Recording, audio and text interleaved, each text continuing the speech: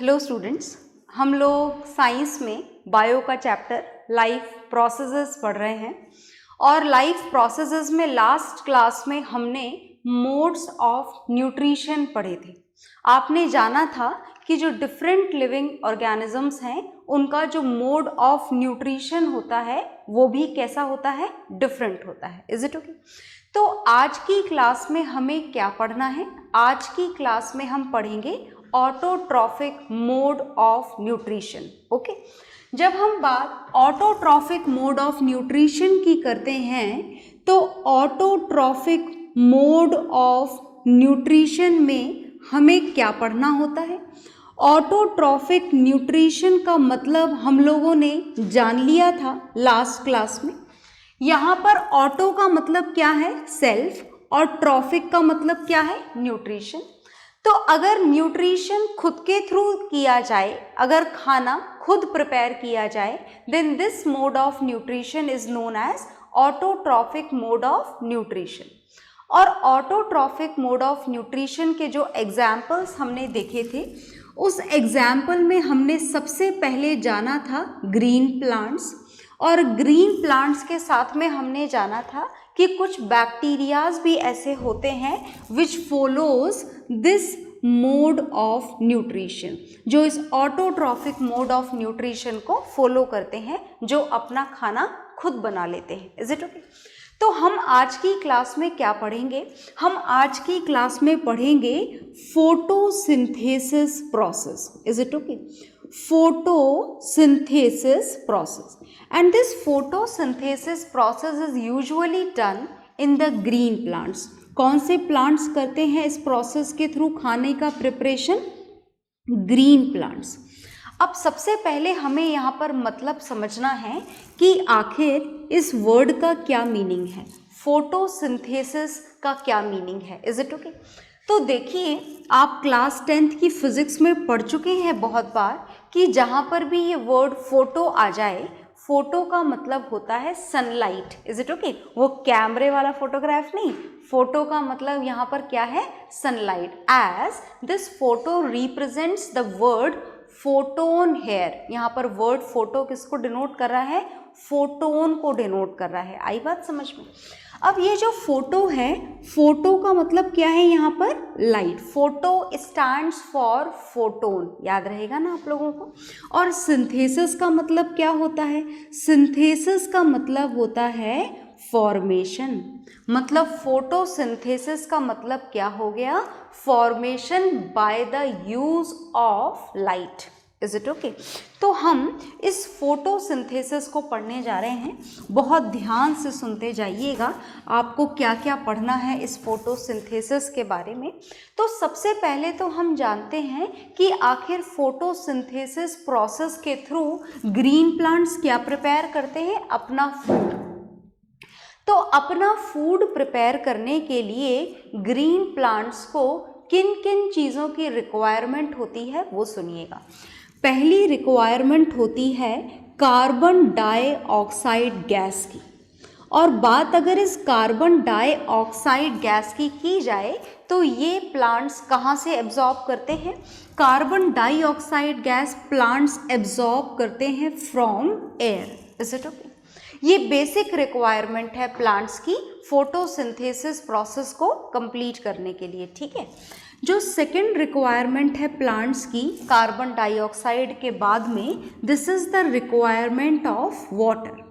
ये water plant कहाँ से गेन करते हैं फोटोसिंथेसिस के लिए? ये वाटर प्लांट्स गेन करते हैं सॉइल से। Is it okay? जो थर्ड रिक्वायरमेंट है प्लांट्स को, वो बहुत ही बेसिक रिक्वायरमेंट है, दिस इज सनलाइट। अच्छा, जरा ध्यान से सुनिएगा, मैं आपको कुछ बात बताने जा रही हूँ।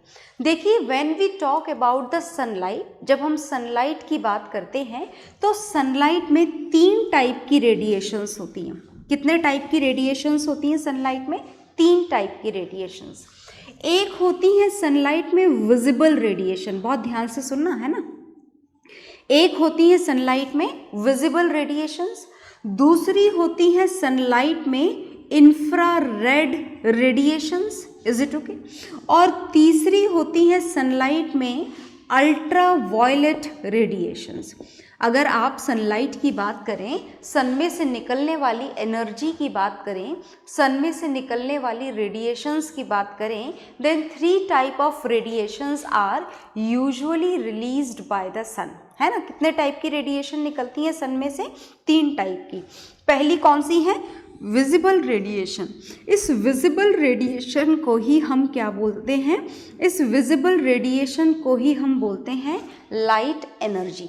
क्या बोला करते हैं? लाइट एनर्जी, जिसे आप हिंदी में बोलते हो रोशनी। क्या बोला करते हो? रोशनी। Is it okay? So these are the visible radiation.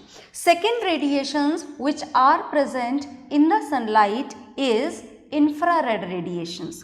और ये जो इंफ्रारेड रेडिएशंस होती हैं, ये होती हैं heat radiations. Is it okay? आ गई बात समझ में? और तीसरी होती है सनलाइट में present ultra violet radiations.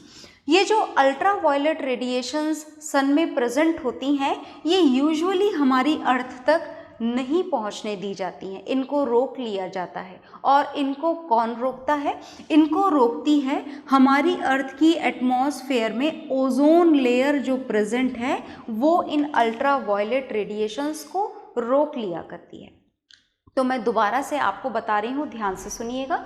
Whenever the sunlight is going to emit from the sun, how many types of radiations are present in it?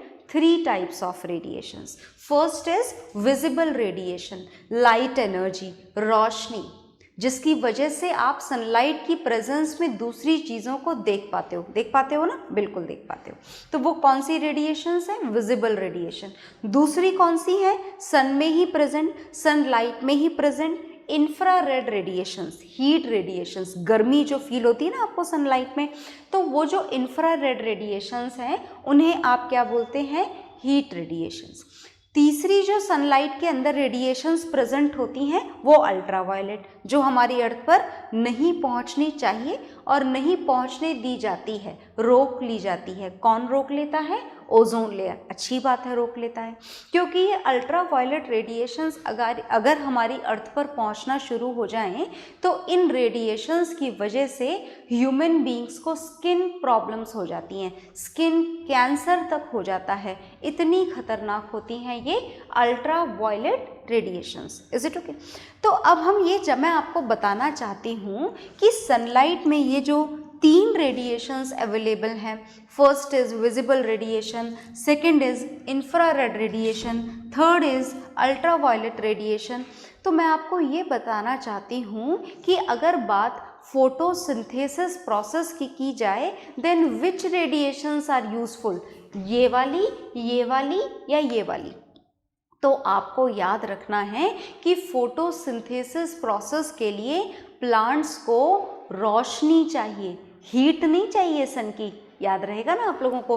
Plants को कौन सी रेडिएशंस चाहिए होती है? प्लांट्स को विजिबल रेडिएशंस चाहिए होती है। जितनी तेज रोशनी होगी सनलाइट की, उतनी ही तेज क्या होगा? फोटोसिंथेसिस प्रोसेस की स्पीड हो जाएगी। जैसे बात आप बिल्कुल अर्ली मॉर्निंग की करें, जब सनराइज हुआ ही है, रोशनी बिल्कुल हल्की सी है। आई बात समझ में? देखा है ना आपने वो वाला टाइम? जल्दी उठना पड़ेगा थोड़ा उसे देखने के लिए, है ना। तो जब आप बिल्कुल अर्ली मॉर्निंग की बात करते हैं, सनराइज होने वाले टाइम की बात करते हैं, तो इन दैट कंडीशन ये जो विजिबल रेडिएशंस हैं, इनका अमाउंट क्या होता है? कम होता है। तो जब आप बात मॉर्निंग की करें, तो विजिबल रेडिएशंस क्या हो चुकी हैं? कम हो चुकी हैं। और कम होने के कारण, मॉर्निंग का मतलब सुबह 7 बजे नहीं, याद रखना है ना। मॉर्निंग का मतलब we are talking about the early morning, बिल्कुल सुबह। Is it okay? जब हल्की सी रोशनी होती है। Is it okay?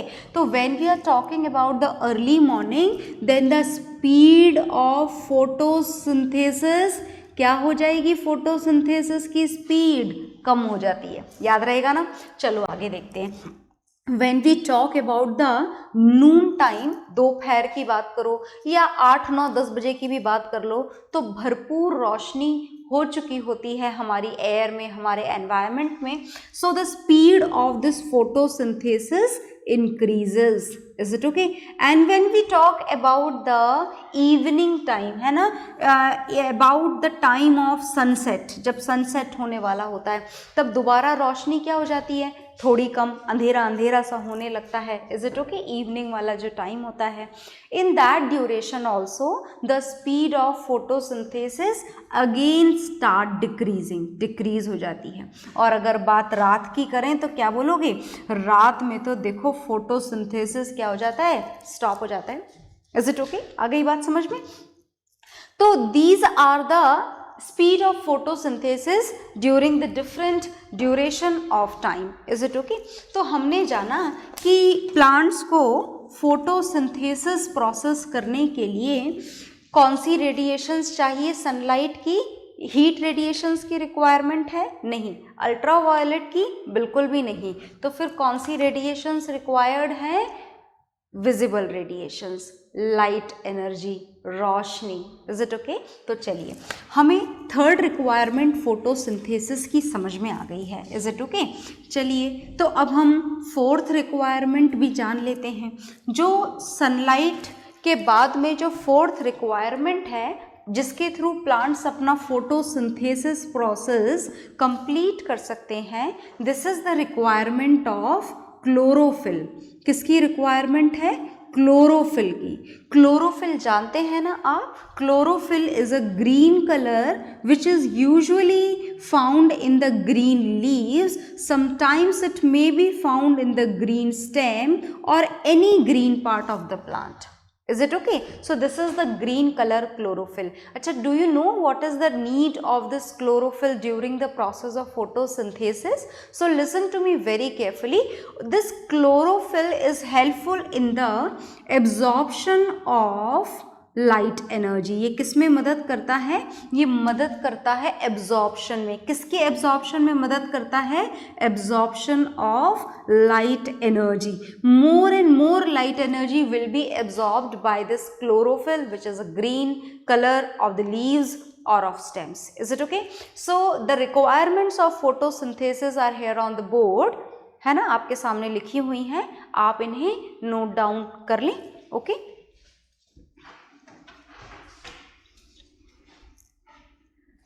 हाँ जी, तो आपने नोट डाउन कर लिया होगा.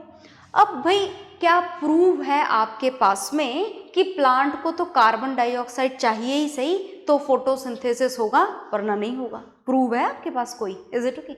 या फिर प्लांट्स को तो वाटर चाहिए ही सही, प्लांट्स को तो सनलाइट चाहिए ही सही तो ही फोटोसिंथेसिस होगा, वरना नहीं होगा? क्या इस बात का आपके पास में या मेरे पास में कोई प्रूव है? बिल्कुल है.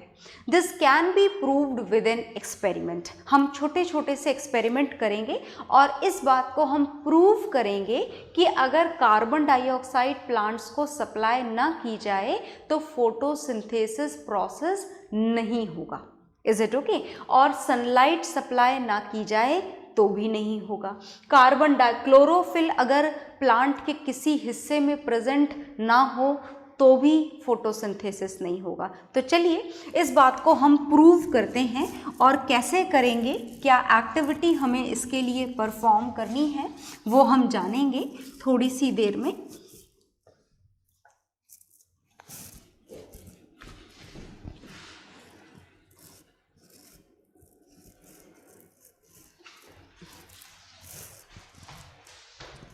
हाँ जी, देखिए, तो ये बात को प्रूव करने से पहले हमारे पास में जो फोटोसिंथेसिस की रिएक्शन है वो मैं आपको बता देती हूँ. अगर फोटोसिंथेसिस को एक रिएक्शन के थ्रू हमको रिप्रेजेंट करना हो तो वो क्या रिएक्शन हमें लिखनी होती है, देखिएगा.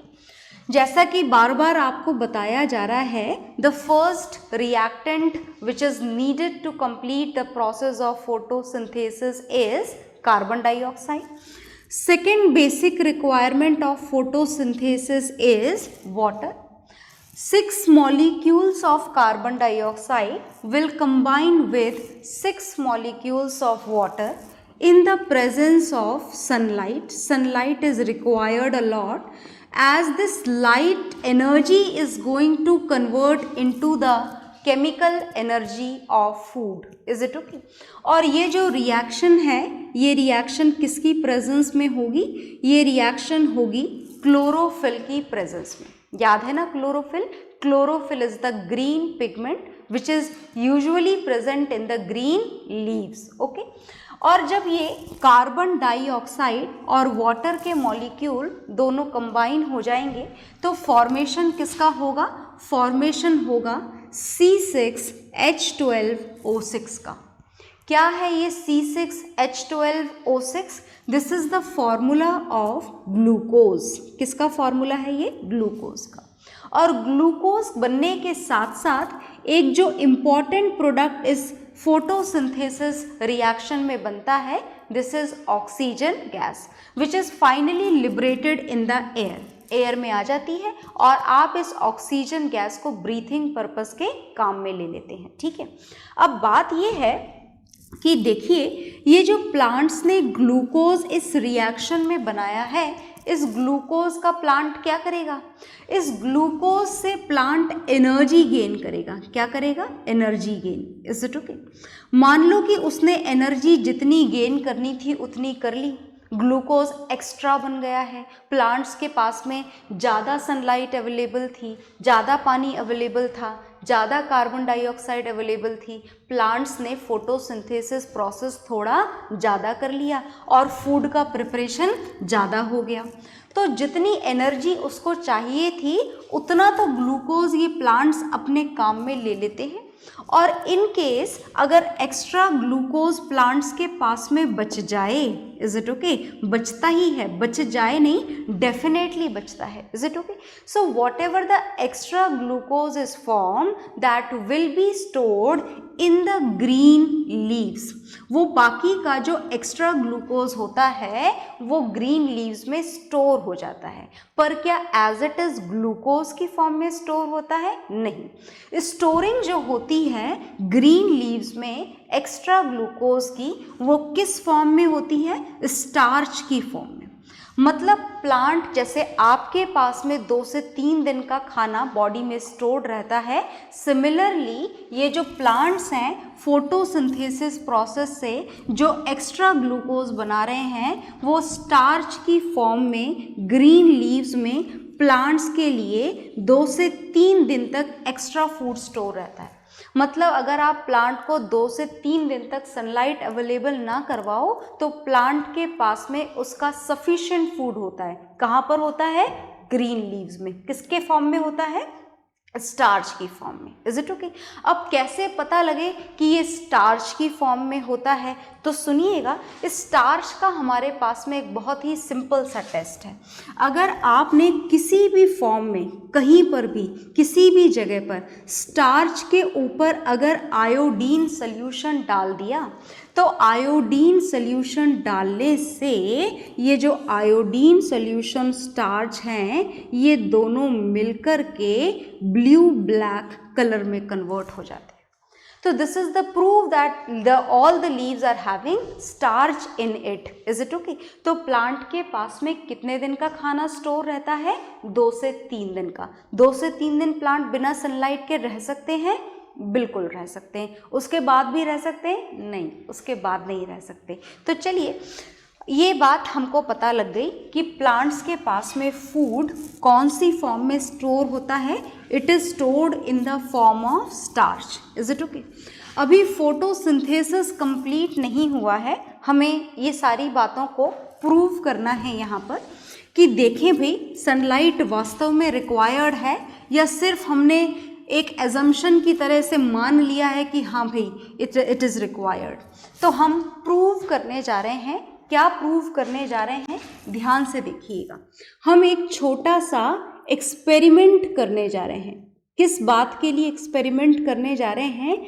Experiment to show that sunlight is necessary, sunlight is necessary. आप है ना घर पे भी कर सकते हैं ये वाला एक्सपेरिमेंट, करिएगा ज़रूर। सनलाइट इज नीडेड, लिख लें, sunlight is needed for the process of photosynthesis.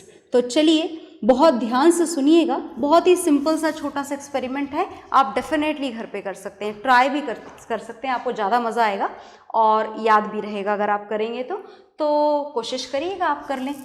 देखिएगा क्या क्या करना है हमें यहाँ पर, क्या प्रूव करने जा रहे हैं हम। प्रूव करने जा रहे हैं कि सनलाइट होगी तो फोटोसिंथेसिस होगा और सनलाइट नहीं होगी तो फोटोसिंथेसिस नहीं होगा।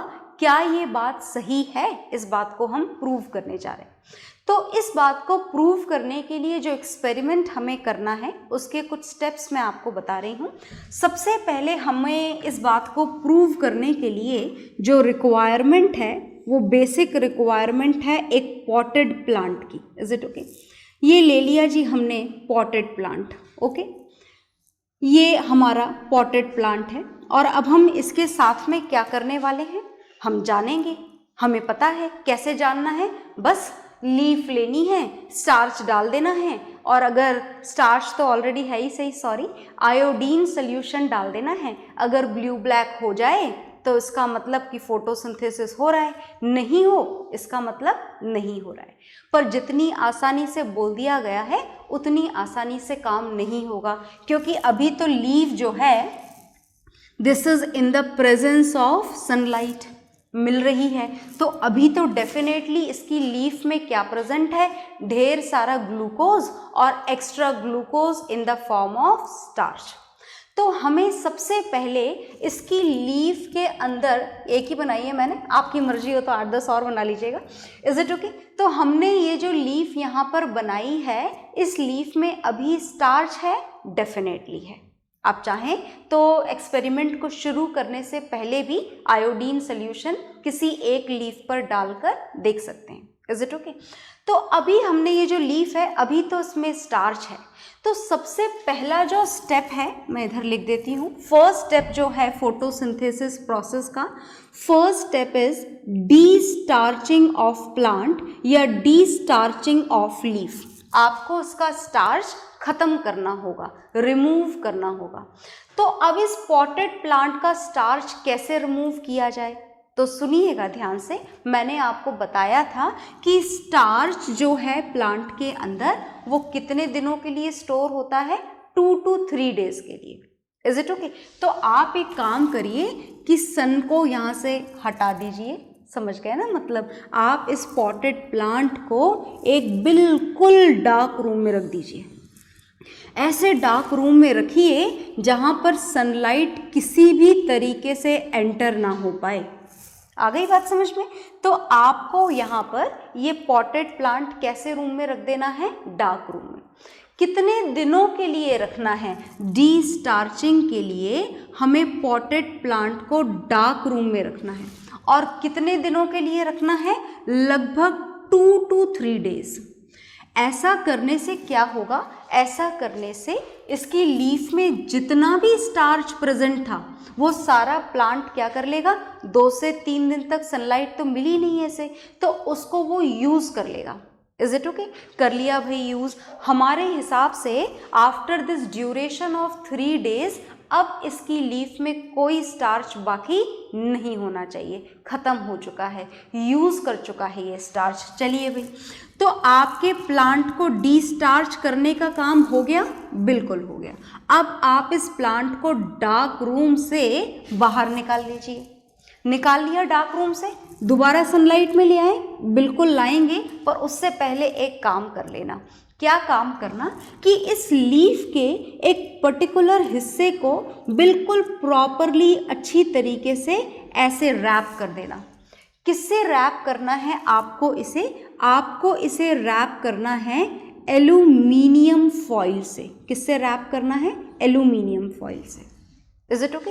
इतनी प्रॉपरली रैप करना है कि इधर से उधर से कहीं स्पेस बाकी ना रहे सनलाइट आने के लिए। ओके?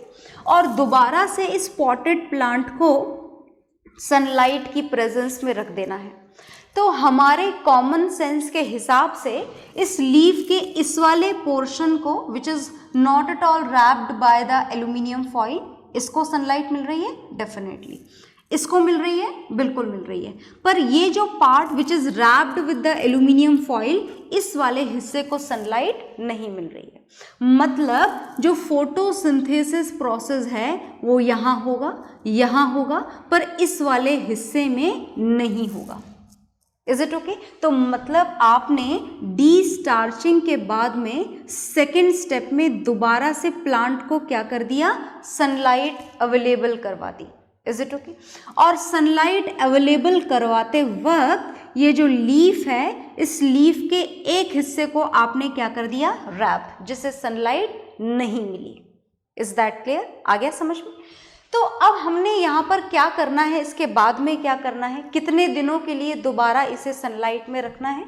हम दोबारा इसे सनलाइट में रखेंगे for the same duration 2 to 3 days, ताकि बाकी हिस्से में जितना ग्लूकोज और स्टार्च बनना है वो सब बन जाए। ओके, तो अब आपका स्टार्च बन चुका है 2 to 3 days में। अब क्या करना है, थर्ड स्टेप क्या करनी है, डाल दें आयोडीन? नहीं, अभी बहुत सारे काम करने, सुनिएगा ध्यान से। अब ये जो थर्ड स्टेप है, इस थर्ड स्टेप में हमको इस लीफ को यहाँ से तोड़ लेना है। Is it okay? अब तोड़ने के बाद में क्या करना है, अब आप एल्यूमिनियम फॉइल को हटा सकते हैं, क्योंकि अगर एक बार लीफ यहाँ से टूट गई तो वैसे भी फोटोसिंथेसिस प्रोसेस नहीं हो सकता। Is it okay? तो हमें इस लीफ को यहाँ से तोड़ लेना है। तोड़ लिया आपने लीफ? बिल्कुल। अब क्या करना है, लीफ को तोड़ने के बाद में सुनिएगा ध्यान से, हमारे पास में लीफ तोड़ी जा चुकी है और तोड़ने के साथ साथ हम क्या कर चुके हैं, हम उसके ऊपर से रैप्ड जो एल्यूमिनियम फॉइल थी उसे भी हटा चुके हैं। ओके, अब देखिएगा अब हमको करना क्या है। अब अगर हम इसके ऊपर वो डाल दें, क्या डालना है हमें, फाइनली एल्यूमिनियम फॉइल वाले हिस्से पर हटा चुके हैं एल्यूमिनियम फॉइल। ये सिर्फ मैं आपको डिफ्रेंशिएट करने के लिए बता रही हूँ कि इस हिस्से पर एल्यूमिनियम फॉइल था और ऊपर और नीचे वाले हिस्से पर एल्यूमिनियम फॉइल नहीं था। Is it okay? ये एल्यूमिनियम फॉइल फिलहाल रैप्ड नहीं है। डाल दें इसके ऊपर आयोडीन सोल्यूशन? नहीं। क्यों? अब क्यों नहीं डालें आयोडीन सोल्यूशन? सुनिएगा ध्यान से। आयोडीन सोल्यूशन स्टार्च को क्या कर देगा, ब्लू ब्लैक कलर में कन्वर्ट, पर इस प्रोसेस में ये जो लीफ का ग्रीन कलर है ये कंफ्यूज करता है हमको, कलर वेरिएशन प्रॉपरली शो नहीं हो पाते हैं।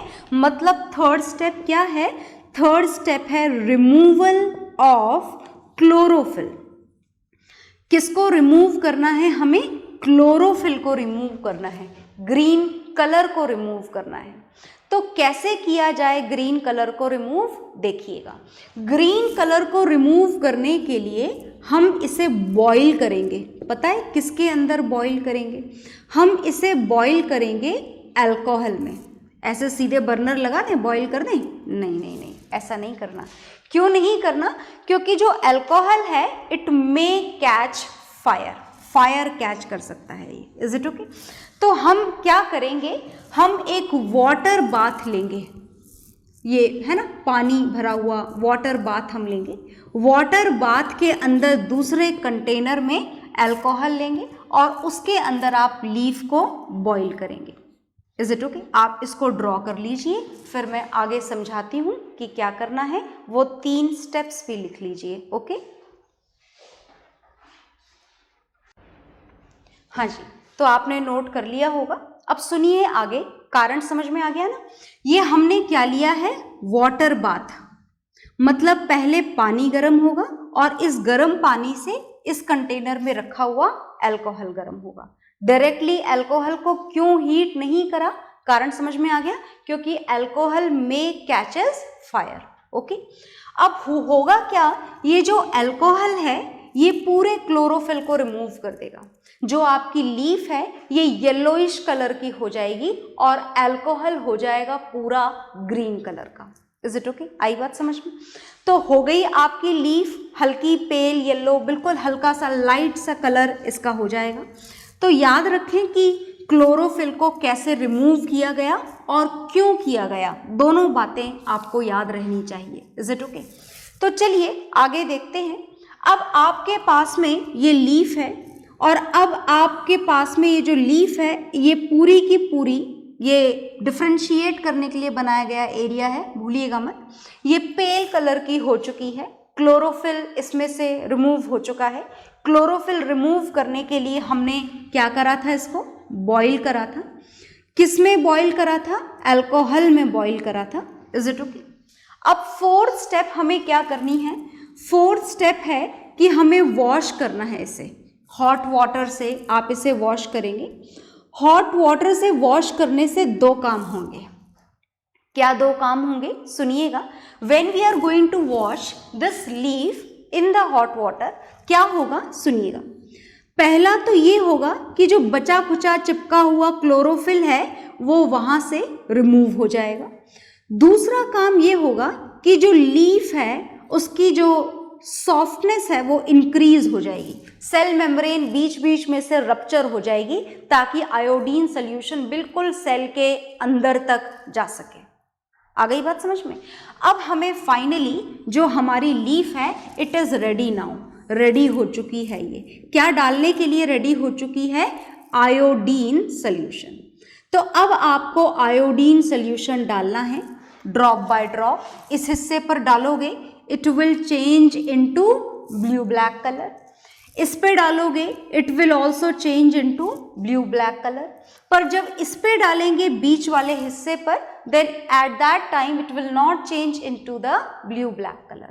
It shows that this and this part of leaf has starch in it, and whereas this particular part which was wrapped in the aluminium foil does not have any starch in it. Is it okay? And now you can write down, hence proved sunlight is required for the process of photosynthesis. Sunlight होगा तो photosynthesis होगी. Is it okay? In that condition glucose will be formed, that will be changed into starch. और अगर sunlight नहीं है, in that condition no photosynthesis will be there, no glucose formation and no starch storage. Is it okay? तो ये हमारा experiment है जो step by step properly statement में कन्वर्ट करके आपको लिखना है। ओके? और बाकी चीज़ों के लिए भी हम लोग छोटे छोटे से एक्सपेरिमेंट करेंगे, but that will see in the next class. Okay? So bye everyone.